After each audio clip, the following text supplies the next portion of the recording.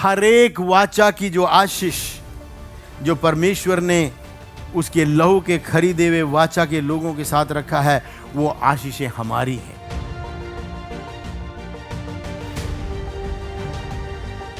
इसका मतलब उसका लहू हमें, हमारी सुरक्षा हमको देता है। वो लहू हमको सशक्त करता है। वो लहू हमें संभाल के रखता है। आमीन, हालेलुया। वो लहू हमारी सुरक्षा है।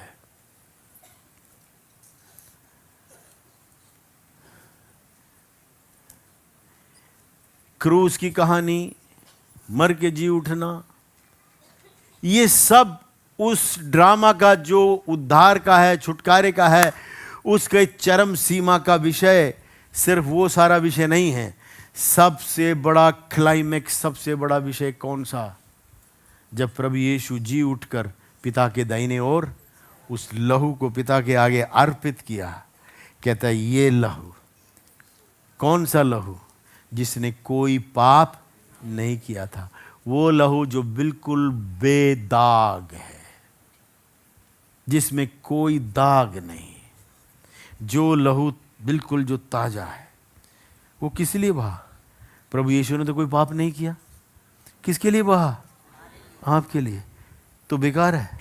फिर आप ये सोचते हैं, आपको लगता है कि उसका पूरा पूरा प्रभाव है, उसकी कीमत है। अगर पिता आपको अपने इकलौते पुत्र के लहू में से और वो पुत्र में से देखता है, तो आप 24 घंटे में 20 घंटे शैतान शैतान ऐसे करता है, क्यों सोचते हो? आप प्रभु यीशु में सुरक्षित हैं। आमीन। आप प्रभु यीशु में सुरक्षित हैं। आप प्रभु यीशु में सुरक्षित हैं। आप प्रभु यीशु में नई वाचा के भाग हैं। हालेलुया। वो प्रभु पाप उसको बना दिया गया, और प्रभु यीशु जब वो लहू लेकर पहुंचे, उसने जितने मांगे थी उस दुष्टता के प्रभाव का, उसने उस सब को सेटल्ड कर दिया। उसको पूरा हिसाब चुकता कर दिया, एक एक विषय को पूरा कर दिया, और उसने मुझको और आपको हमेशा के लिए मुक्त कर दिया, क्योंकि मैंने और आपने उसके नाम पर विश्वास किया, उसको ग्रहण किया, उसके नाम पर विश्वास किया। उसने हमको पुत्र और पुत्री होने का क्या दिया? अधिकार दिया। और वो अधिकार का दायरा क्या है?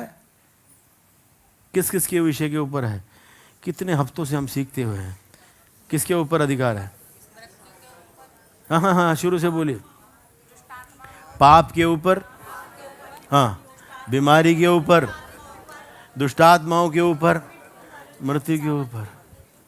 इसमें सब कुछ तो आ गया। आपको अधिकार है। आपके अंग पाप के अंग नहीं है, धार्मिकता है। और जब प्रभु बोझ लेते हैं, उसका लहू आपके लहू से मिला हुआ, उसका देह आपके देह से हुआ है। आप चलते फिरते यीशु हैं। आमीन। पिता आपका नहीं, अपने पुत्र की वाणी को सुनता है। आमीन, हालेलुया, हालेलुया। ओ प्रभु यीशु, कितने विश्वास करते हैं वो मुर्दों में से जी उठा है? यीशु विश्वास करते हैं? कितनों को पता है यीशु अकेला जी नहीं उठा? उसने मुझको और आपको जलाया है अपने साथ। आमीन। इफिसियों 2:6 को पढ़ के देख लीजिए जल्दी। और मसीह यीशु में उसके साथ और क्या किया?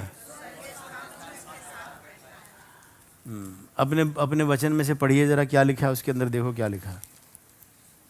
और मसीह यीशु में उसके साथ उठाया, हाँ। और स्वर्गीय स्थानों में उसके साथ बैठाया।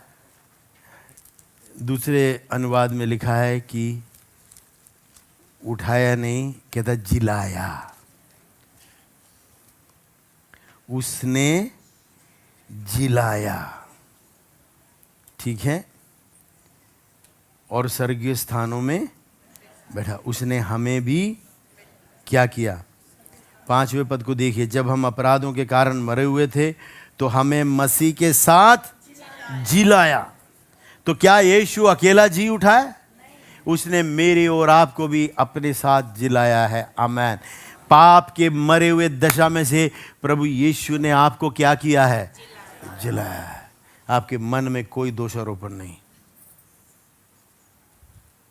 पाप का कोई भी अधिकार आपके जीवन के ऊपर नहीं है। प्रभु यीशु का पवित्र लहू है जो आपके अंदर बहता है, उसका देह का भाग आप हैं। कितने बोल सकते हैं ऐसा ही हो?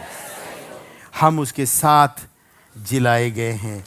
क्या आप बता सकते हैं कि इस पृथ्वी पर मनुष्य जाति को, मानव जाति को मिला हुआ सबसे बड़ा आदर क्या है? कि वो प्रभु यीशु के साथ जिलाया गया और पिता के दाहिने ओर बैठाया गया। आमीन।